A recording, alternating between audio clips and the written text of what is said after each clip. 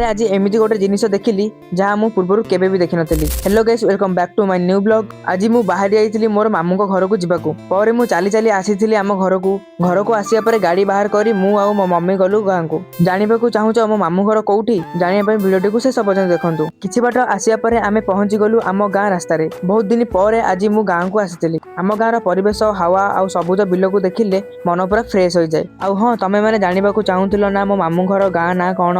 आम गाँ ना हैला अणाजोड़ी। आम गाँ रु किछि बाट गला परे मु आसीगली कंट्रोल रु चाउल आनिबाकू। सेठारे बेसी गहଳି नथिला। मु सीधा लाइन ने जाई चाउल नै आस्थिली। चाउल नै आसीबा परे मु आसीगली मो मामू घर को जाई मुंडिया मारी मु आसीथिली छात उपरकू गाँ रो व्यू देखिबाकू। देखो देखो आम गाँ रो सुंदर परिवेश।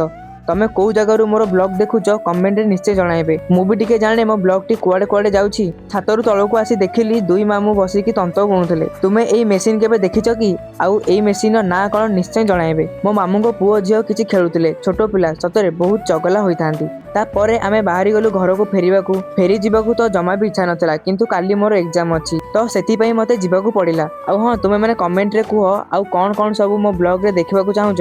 मु चेष्टा करबी ब्लॉग रे देखेबाकू। सेते बेला पर्यंत रहूची। जय जगन्नाथ।